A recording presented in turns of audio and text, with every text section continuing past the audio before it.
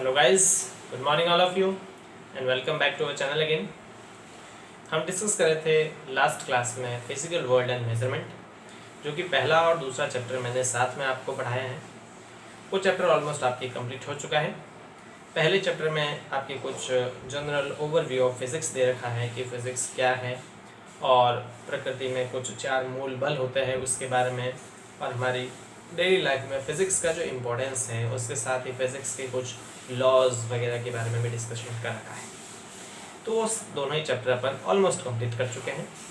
प्रकृति में जो 4 मूल बल होते हैं उसके बारे में मैं अभी आपको बता देता हूँ, और साथ ही आज के इस वीडियो लेक्चर में हम नया चैप्टर स्टार्ट करेंगे जो है 3rd chapter, motion in straight line, यानी सरल रेखा में गति। तो पहले हम फिजिकल वर्ल्ड एंड मेजरमेंट का जो पहला चैप्टर था उसमें 4 प्रकृति के जो मूल बल हैं, प्रकृति में 4 मूल बल हैं उनके बारे में दे रखा है। तो हम क्या देखते हैं कि प्रकृति में जो 4 मूल बल हैं वो है गुरुत्वाकर्षण बल, विद्युत चुंबकत्व बल और नाभिकीय बल प्रबल वाला, और एक दुर्बल नाभिकीय बल। तो प्रकृति में 4 मूल बल होते हैं। कितने मूल बल होते हैं? 4। एक तो होता है गुरुत्वाकर्षण का बल,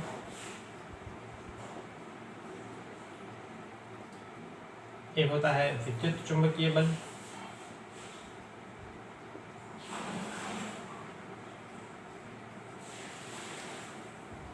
एक होता है प्रबल नाभिकीय बल, और चौथा जो है उसे हम कहते हैं दुर्बल नाभिकीय बल। ये प्रकृति में 4 मूल बल दे रखे हैं।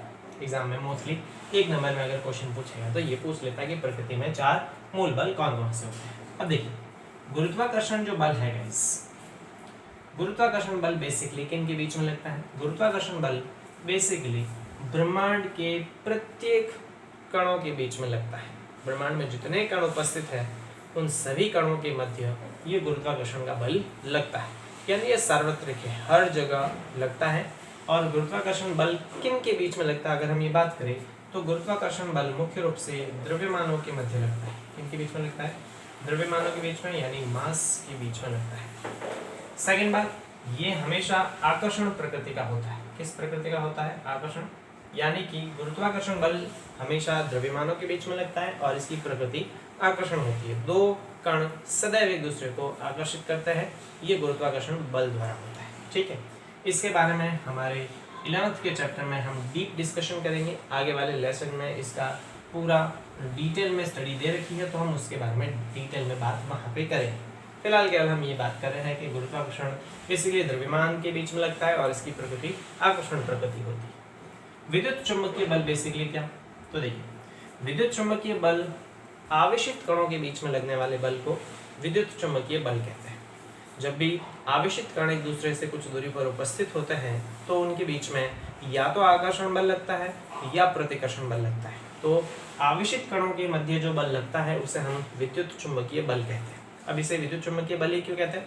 क्योंकि चुंबकीय क्षेत्र गतिशील आवेश पर भी बल लगाता है, तो इसलिए हम केवल इसे विद्युत बल न कह के विद्युत चुंबकीय बल कहते हैं। ठीक है, तो ये बल किसके बीच में लगता है? ये बल आवेशित कणों के मध्य लगता है। किनके मध्य लगता है? आवेशित कणों के मध्य। अब हम क्या देखते हैं कि आवेशित कण 2 प्रकार के हो सकते हैं, या तो वो होंगे पॉजिटिव या फिर होंगे नेगेटिव। ये हम 12th में डिस्कस करेंगे कि आवेश क्या होते हैं, पॉजिटिव आवेश क्या, नेगेटिव आवेश क्या। बस ये हम बात करेंगे विद्युत चुंबकीय बल हमेशा आवेशित कणों के बीच में लगते हैं, और चूंकि आवेशित कण 2 प्रकार के हो सकते हैं, पॉजिटिव और नेगेटिव, इसलिए ये बल भी 2 प्रकार के होते हैं। या तो आकर्षण प्रकृति का भी हो सकता है और या फिर ये प्रतिकर्षण प्रकृति का भी हो सकता है। ठीक है, उसके साथ ही चुंबकीय बल हम इसलिए ये कहते हैं क्योंकि जब भी कोई आवेश मूव करता है तो उस पर चुंबकीय क्षेत्र भी बल आरोपित करता है, इसलिए इसे कंबाइनली हम विद्युत चुंबकीय बल कहते हैं। आवेशित कणों के बीच में लगता है, 2 प्रकार के आवेश होते हैं इसलिए बल भी 2 प्रकार के लगते हैं, आकर्षण और प्रतिकर्षण। समान प्रकृति के अगर आवेश है तो उनके बीच में प्रतिकर्षण लगता है, और विपरीत प्रकृति के आवेश है तो उनके बीच आकर्षण लगता है। यानी अगर 2 पॉजिटिव चार्ज है तो वो एक दूसरे को प्रतिकर्षित करेंगे, 2 नेगेटिव चार्ज है तो भी वो एक दूसरे को प्रतिकर्षित करेंगे, और अगर एक पॉजिटिव है एक नेगेटिव है तो दोनों एक दूसरे को आकर्षित करेंगे। यहाँ पे केवल इतना ही जानना आपके लिए सफिशिएंट है। इसकी डीप स्टडी जो है, डीप डिस्कशन, वो 12th क्लास में हम करेंगे जब आप 12th में पढ़ोगे, ठीक है। तो आवेशित कणों के बीच में लगते हैं आकर्षण और प्रतिकर्षण प्रकृति का होता है। इंपॉर्टेंटली याद रखना, जो विद्युत चुंबकीय बल है वो इस गुरुत्वाकर्षण बल से स्ट्रांग होता है। क्या होता है? स्ट्रांग। तो ये होता है कमजोर। ये विद्युत चुंबकीय बल जो है वो गुरुत्वाकर्षण बल की अपेक्षा क्या लगता है? ज्यादा लगता है, प्रबल बल है। उसके बाद हम बात करते हैं प्रबल नाभिकीय बलों के बारे में। देखिए, हम जानते हैं कि प्रत्येक पदार्थ परमाणुओं से मिलकर बना होता है, और परमाणु में आपने छोटी क्लास में भी पढ़ा है, परमाणु में नाभिक होता है और नाभिक के अंदर प्रोटॉन्स और न्यूट्रॉन्स होता है, जिन्हें हम न्यूक्लियॉन्स कहते हैं। तो इस नाभिक में जो प्रोटॉन्स और न्यूट्रॉन्स होते हैं, उन प्रोटॉन्स और न्यूट्रॉन्स के बीच में जो आकर्षण बल लगता है उसे हम प्रबल नाभिकीय बल कहते हैं। तो ये किन के बीच में लगता है? ये लगता है न्यूक्लियॉन्स के बीच। न्यूक्लियॉन्स के बीच। न्यूक्लियॉन्स का मतलब होता है प्रोटॉन्स एंड न्यूट्रॉन्स। प्रोटॉन्स और न्यूट्रॉन्स को सम्मिलित रूप से न्यूक्लियॉन्स कहते हैं। तो नाभिक के अंदर जो प्रोटॉन्स और न्यूट्रॉन्स है, उनके बीच में जो बल लगता है उन्हें नाभिकीय बल या प्रबल नाभिकीय बल कहते हैं। इसकी प्रकृति भी आकर्षण ही होती है। मतलब प्रोटॉन और प्रोटॉन पे समान आवेश होने के बावजूद उनके बीच में विद्युत चुंबकीय बल नहीं लगता, मतलब प्रतिकर्षण बल नहीं लगता, बल्कि उनके बीच में आकर्षण का बल लगता है, क्योंकि वो नाभिक के अंदर लगता है। याद रखिए, नाभिकीय बल केवल नाभिक के अंदर ही लगता है, बाहर नहीं लगता। नाभिकीय बल सबसे ज्यादा स्ट्रांग होता है, मतलब प्रकृति में सबसे ज्यादा अगर कोई स्ट्रांग फोर्स है तो वो नाभिकीय बल होता है। दुर्बल नाभिकीय बल होता तो नाभिकीय बल ही है, लेकिन ये विद्युत चुंबकीय बल से, प्रबल नाभिकीय बल से तो कम होता है स्ट्रांग, और चुंबकीय बल से, विद्युत चुंबकीय बल से ज्यादा स्ट्रांग होता है। ये स्पेशल केस में लगता है जब नाभिक में से बीटा क्षय होता है। अब ये बीटा क्षय क्या होता है ये आप 12th क्लास में पढ़ेंगे। तो हमने केवल ये डिस्कस करना है यहाँ पे कि प्रकृति में 4 मूल बल है। गुरुत्वाकर्षण बल जो द्रव्यमान के बीच में लगता है, आकर्षण प्रकृति का होता है। विद्युत चुंबकीय बल जो आवेशित कणों के बीच में लगता है। आवेशित कण 2 प्रकार के होते हैं, इनके बीच आकर्षण या प्रतिकर्षण बल लगता है। गुरुत्वाकर्षण बल जो है वो सबसे कमजोर बल होता है, सबसे दुर्बल बल है, सबसे कमजोर बल है। उससे ज्यादा स्ट्रॉन्ग कौन सा होता है? विद्युत चुंबकीय बल। सबसे ज्यादा स्ट्रॉन्ग कौन सा होता है? प्रबल नाभिकीय बल, जो नाभिक के अंदर प्रोटॉन्स और न्यूट्रॉन्स के बीच में लगता है। इसकी प्रकृति भी आकर्षण होती है। और दुर्बल नाभिकीय बल जो है वो प्रबल नाभिकीय बल से तो कमजोर होता है, लेकिन विद्युत चुंबकीय बल से प्रबल होता है। स्पेशल केस में ये लगता है जब नाभिक में से कुछ बीटा विकिरणों का उत्सर्जन होता है। तो ये हमारे फर्स्ट जो चैप्टर था उसके कुछ पॉइंट्स रह गए थे, तो वो मैंने यहाँ पे डिस्कस कर दिए। तो इसी के साथ आपका जो पहला और दूसरा चैप्टर है वो गाइस हो जाता है कंप्लीट, जो था फिजिकल वोल्ट एंड मेजरमेंट। अब हम डिस्कस करते हैं नए चैप्टर के बारे में, जो है मोशन इन स्ट्रेट लाइन, यानी सरल रेखा में गति। आज के इस सेशन में हम बेसिकली इसका केवल इंट्रोडक्शन पोर्शन ही डिस्कस करेंगे कि मोशन क्या और स्ट्रेट लाइन में मोशन क्या। मोशन को एक्सप्लेन करने के लिए कौन कौन से पैरामीटर्स हमें चाहिए होते हैं, फ्रेम ऑफ रेफरेंस क्या है, इन सभी के बारे में आज हम चर्चा करेंगे। तो चलिए शुरू करते हैं मोशन इन स्ट्रेट लाइन। देखिए गाइस, फिजिक्स में हम सबसे ज़्यादा जो पढ़ते हैं वो है मैकेनिक्स, जो सबसे पुरानी ब्रांच है फिजिक्स की। अब बेसिकली मैकेनिक्स क्या होती है? मैकेनिक्स फिजिक्स की वो ब्रांच है जिसमें हम ऑब्जेक्ट्स की स्टडी करते हैं, ऐसे ऑब्जेक्ट्स की जो या तो स्टेशनरी स्टेट में होते हैं, या तो स्थिर अवस्था में होते हैं, या गति अवस्था में होते हैं। मैकेनिक्स को हम यांत्रिकी कहते हैं। क्या कहते हैं? यांत्रिकी। और फिजिक्स में आपके 11th में मोस्टली हम मैकेनिक्स को ही डील करते हैं। तो मैकेनिक्स ऐसी ब्रांच है फिजिक्स की जिसमें हम किसके बारे में स्टडी करते हैं? स्थिर अवस्था या गति अवस्था में ऑब्जेक्ट्स की स्टडी करते हैं। 2 प्रकार की होती है मैकेनिक्स, ठीक है, मेनली 2 प्रकार की होती है। एक तो होती है स्टैटिक और एक होती है डायनेमिक, ठीक है, डायनेमिक। अब समझिए, स्टैटिक मैकेनिक्स की वो ब्रांच है जिसमें हम ऑब्जेक्ट्स की स्टडी करते हैं जो रेस्ट में होते हैं, ऑब्जेक्ट्स एट रेस्ट।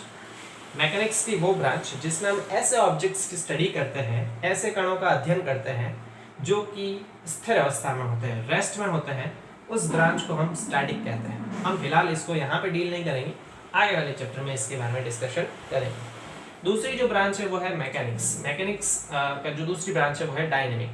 डायनेमिक का मतलब होता है ऐसी ब्रांच जिसमें हम ऑब्जेक्ट्स की स्टडी करते हैं जो रेस्ट में नहीं होते, और रेस्ट में नहीं होते मतलब जो मूव करते हैं। तो ऑब्जेक्ट्स इन मोशन, ऐसे ऑब्जेक्ट्स की स्टडी करते हैं जो गति अवस्था में होते हैं, जो मोशन में होते हैं। अब डायनेमिक दो प्रकार की होती है, एक तो होती है काइनेमेटिक्स और एक होती है डायनेमिक प्रॉपर।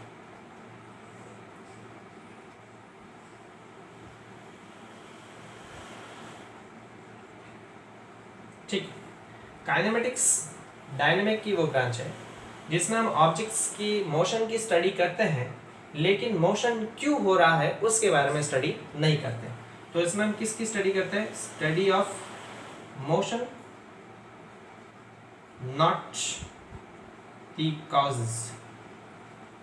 हम गति का तो अध्ययन करते हैं किसी भी ऑब्जेक्ट का, लेकिन उसकी गति के जो कारण हैं कि वो गति क्यों हो रही है उसके बारे में हम स्टडी नहीं करते हैं। ऐसी ब्रांच को हम काइनेमेटिक्स कहते हैं और इस चैप्टर में हम इसी को डील करेंगे।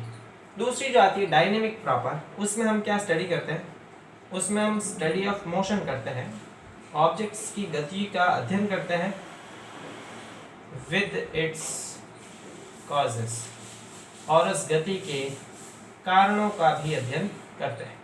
तो उसे हम कहते हैं डायनेमिक प्रॉपर। तो हमने क्या बात करी कि मैकेनिक्स फिजिक्स की वो ब्रांच है जिसमें हम ऑब्जेक्ट्स की स्टडी करते हैं जो या तो रेस्ट में होते हैं या मूव करते हैं। दो बार ब्रांच है इसकी, स्टैटिक में ऐसे ऑब्जेक्ट्स की स्टडी करते हैं जो रेस्ट में होते हैं, आगे वाले चैप्टर में डिस्कस करेंगे।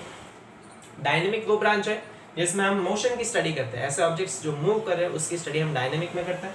दो प्रकार की होती है, काइनेमेटिक्स होती है जिसमें हम ऑब्जेक्ट्स की स्टडी का तो अध्ययन करते हैं, लेकिन ये अध्ययन नहीं करते कि ये स्टडी जो मोशन है, जो गति है, वो क्यों हो रही है, मतलब गति के कारणों का यहाँ पे अध्ययन नहीं करते। डायनेमिक प्रॉपर में हम गति का भी अध्ययन करते हैं, साथ साथ में गति क्यों हो रही है, गति के कारणों का भी अध्ययन करते हैं। तो ये हमने बेसिकली इस चैप्टर में काइनेमेटिक्स को डील करेंगे। हम वस्तु की गति का अध्ययन करेंगे केवल कि वस्तु की गति हो रही है, गति के क्या क्या पैरामीटर हैं, इसके बारे में ये जानने का बिल्कुल प्रयास नहीं करेंगे कि गति क्यों हो रही है। क्लियर है गाइस? चलिए इसको रफ कर देते हैं। अब जब भी हम किसी भी ऑब्जेक्ट के मोशन की स्टडी करते हैं, किसी भी वस्तु के गति का अध्ययन करते हैं, तो उसके लिए हमें दो इम्पोर्टेंट फैक्ट चाहिए होते हैं। हम बात कर लेते हैं फ्रेम ऑफ रेफरेंस की।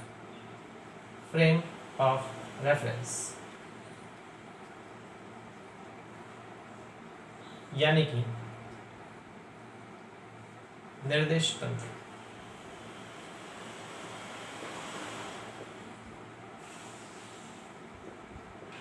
ठीक है, देखिए फ्रेम ऑफ रेफरेंस बेसिकली क्या होता है। इस फ्रेम ऑफ रेफरेंस के दो पॉइंट होते हैं, एक तो होता है ऑब्जर्वर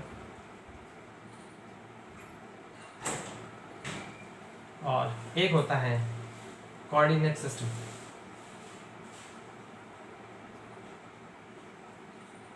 समझिए क्या फ्रेम ऑफ रेफरेंस क्या होता है, ऑब्जर्वर क्या होता है, कोऑर्डिनेट सिस्टम क्या होता है, उसको थोड़ा हम समझ लेते हैं। ठीक है, मोशन की स्टडी करने से पहले इस पूरे ब्रह्मांड में कोई भी वस्तु से मेरा मतलब है कोई भी वस्तु न तो स्थिर है निरपेक्ष और न ही गति अवस्था में है निरपेक्ष।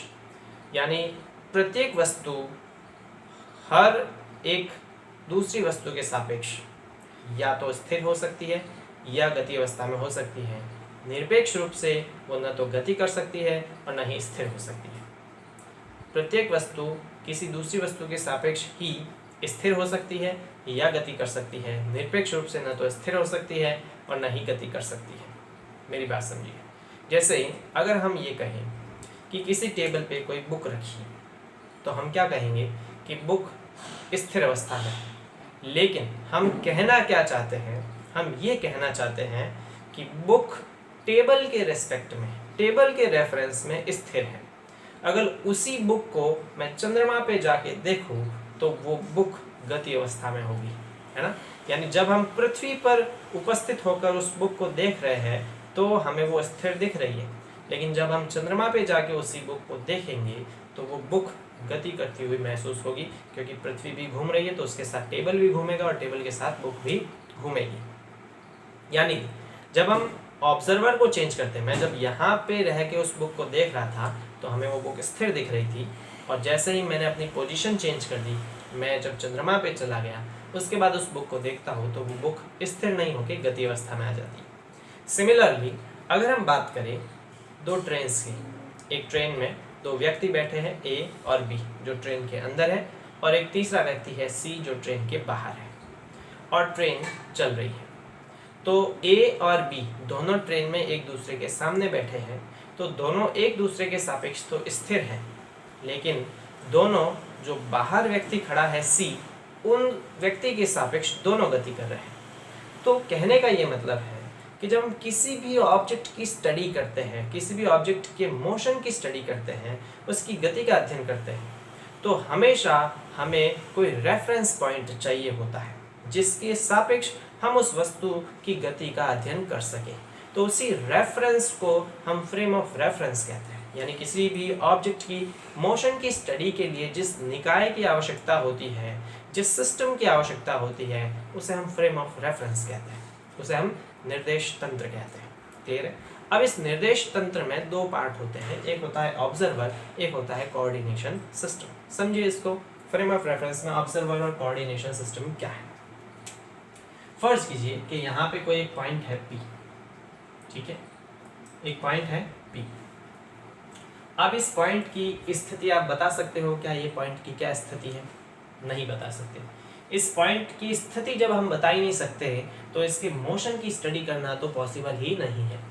तो हम अगर इस पॉइंट की मोशन की स्टडी करना चाहेंगे तो हमें इसके मोशन की स्टडी के लिए कोई ना कोई रेफरेंस पॉइंट लेना पड़ेगा। तो हम क्या करते हैं, हम एक रेफरेंस पॉइंट लेते हैं। समझिए, मैं यहाँ पे एक कोऑर्डिनेशन सिस्टम ले आता हूँ। कोऑर्डिनेशन सिस्टम में 3 अक्ष लेते हैं हम, जो कार्टेशियन कोऑर्डिनेशन सिस्टम यूज़ करते हैं, कार्तीय निर्देशांक सिस्टम जिसे हम कहते हैं।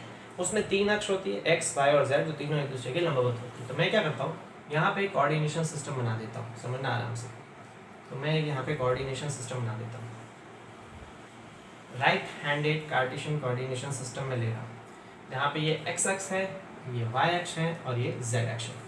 इस ऑब्जेक्ट P पे मैंने एक कोऑर्डिनेशन सिस्टम बिठा दिया। तो ये कोऑर्डिनेशन सिस्टम है जिसे हम निर्देशांक सिस्टम भी कहते हैं।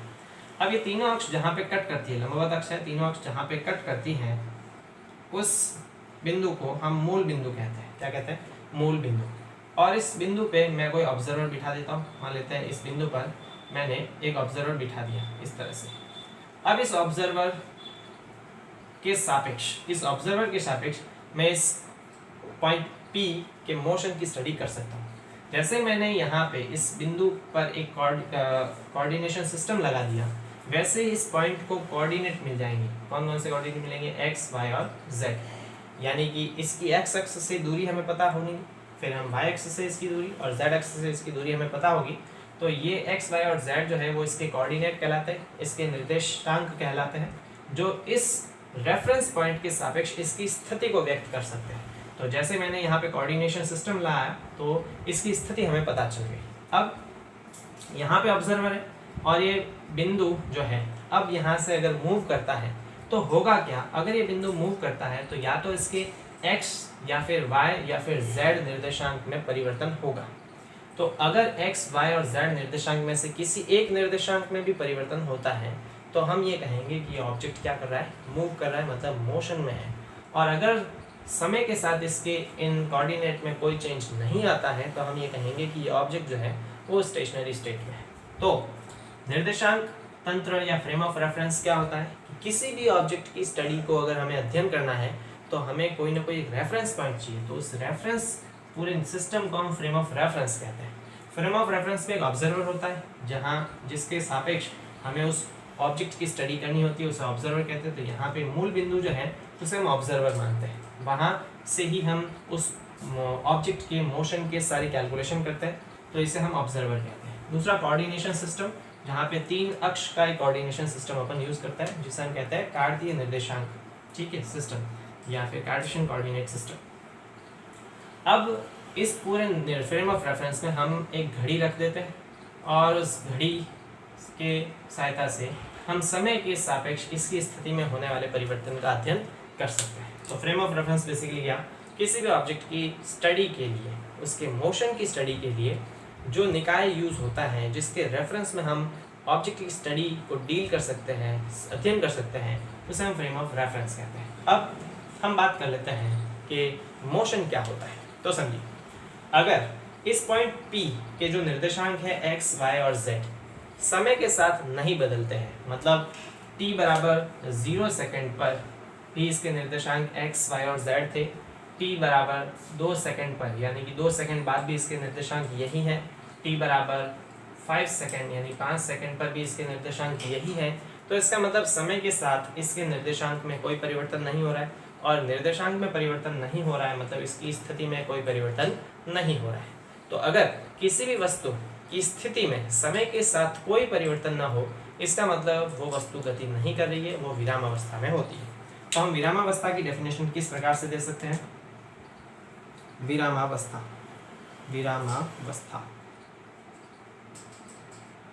यानी कि रेस्ट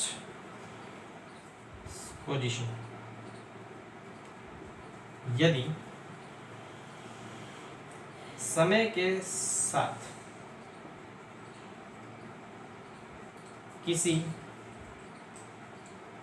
कण या फिर वस्तु की स्थिति में कोई परिवर्तन नहीं होता,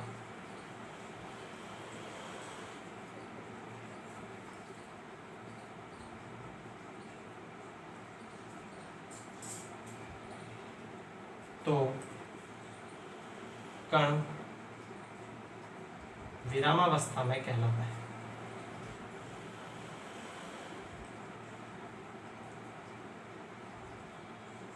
ठीक है, अगर समय के साथ इसकी स्थिति में कोई भी परिवर्तन नहीं होता है तो हम उस कण को विरामावस्था में मानते हैं। ठीक है, यानी कि मान लेते हैं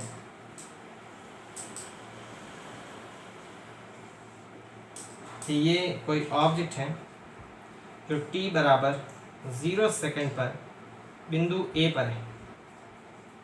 ठीक है, और t बराबर 15 सेकेंड पर भी ये A पर ही उपस्थित है, मतलब इसकी स्थिति में समय के साथ कोई परिवर्तन नहीं हुआ। पहले भी ये A पे था, अब भी ये A पे है, तो ये वस्तु जो है, ये जो ब्लॉक है, वो स्थिर अवस्था में माना जाता है, विराम अवस्था में माना जाता है। दूसरी हम बात कर लेते हैं गति अवस्था की। गति अवस्था क्या? अगर इस पॉइंट P के निर्देशांक में परिवर्तन होता है, यानी इसकी स्थिति में परिवर्तन होता है, मान लेते हैं कि ये पहले P पे था और बाद में कहाँ पे आ जाता है? Q पे। यहाँ पर इसके निर्देशांक मान लेते हैं x1, y1, z1 थे। क्या थे? x1, y1 और z1। और यहाँ इसके निर्देशांक हो जाते हैं x2, y2 और z2। तो हम क्या देखते हैं कि समय के साथ इसकी स्थिति में क्या होता है? परिवर्तन होता है। इसका मतलब इसने गति करी है, ये गति अवस्था में था।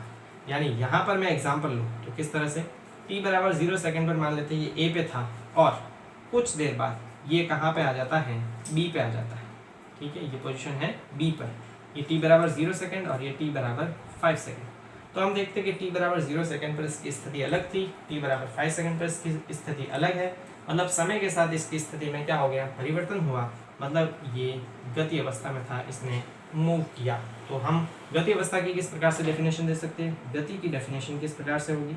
मोशन क्या होता है? यदि समय के साथ वस्तु या फिर मैं कण कह दूं कि स्थिति में परिवर्तन हो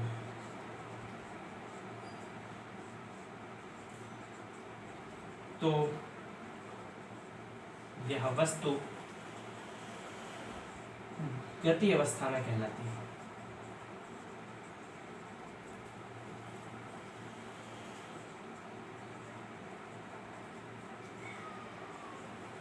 ठीक है, जब भी समय के साथ वस्तु की स्थिति में परिवर्तन होगा तो उसे हम गति अवस्था में कहते हैं। तो बेसिकली फ्रेम ऑफ रेफरेंस क्या? जिस पॉइंट के रेफरेंस में हम मोशन की स्टडी करते हैं उस पॉइंट ऑफ रेफरेंस को हम फ्रेम ऑफ रेफरेंस कहते हैं। जिस ऑब्जेक्ट की स्टडी करनी है हमें मोशन की, तो हम जिस निकाय के सापेक्ष उसके मोशन की स्टडी करेंगे उसे हम फ्रेम ऑफ रेफरेंस कहते हैं। फ्रेम ऑफ रेफरेंस में दो चीज़ें हैं, ऑब्जर्वर जिसके सापेक्ष वस्तु की स्थिति में परिवर्तन का अध्ययन किया जाता है, और दूसरा कोऑर्डिनेशन सिस्टम जिसमें 3 अक्ष का यूज़ किया जाता है। ये कार्टेशियन कोऑर्डिनेशन सिस्टम है। इसके अलावा पोलर कोऑर्डिनेशन सिस्टम भी होता है, जिसके बारे में अगर हम आदमी पढ़ेंगे जब अपन एंगुलर मोशन के बारे में डिस्कस करेंगे तब। हमने बात करी स्थिर अवस्था का, जब वस्तु की स्थिति में समय के साथ कोई परिवर्तन नहीं होता तो वो स्थिर अवस्था में कहलाती है, और अगर वस्तु की स्थिति में समय के सापेक्ष परिवर्तन होता है यानी उसके कोऑर्डिनेट चेंज होते हैं, उसकी स्थिति में परिवर्तन होता है, तो वो गति अवस्था में कहलाती है। अब यहाँ पे इस चैप्टर में हम basically motion in straight line के बारे में डिस्कस करेंगे। मोशन इन स्ट्रेट लाइन का मतलब है किसी एक अक्ष के अनुदिश की गति। जहाँ पे हमने 3 अक्ष बनाए हैं x, y और z, इन तीनों अक्ष में से वस्तु केवल किसी एक ही अक्ष के अनुदिश गति करे तो ऐसी गति को हम मोशन इन स्ट्रेट लाइन यानी सरल रेखा में गति कहते हैं। जैसे मैंने ये एग्जांपल बताया, यहाँ पे हम क्या देखते हैं कि वस्तु केवल एक ही अक्ष के अनुदिश गति कर रही है। मान लेते हैं ये जो अक्ष के अनुदिश गति कर रही है इसकी गति को हम x मान लेते हैं। कितनी मान लेते हैं? x। और a के जो निर्देशांक है, a के निर्देशांक मान लेते हैं 0 और b के जो निर्देशांक है वो मान लेते हैं 5। तो इसका मतलब क्या है कि अगर वस्तु किसी एक ही अक्ष के अनुदिश गति करे तो उसकी गति को हम मोशन इन स्ट्रेट लाइन कहते हैं। इस पूरे चैप्टर में हम केवल यही डिस्कस करेंगे कि वस्तु किसी सरल रेखा के अनुदिश यानी किसी एक ही अक्ष के अनुदिश गति कर रही है। तो आज के लेक्चर में इतना ही। ये केवल इंट्रोडक्शन वीडियो था इस चैप्टर के बारे में। अगले वीडियो लेक्चर में हम चैप्टर को प्रॉपर ढंग से स्टार्ट करेंगे और इसके जितने भी टॉपिक हैं उनको धीरे धीरे पढ़ते जाएंगे। तो मिलते हैं गाइस अगले वीडियो में। Thank you so much.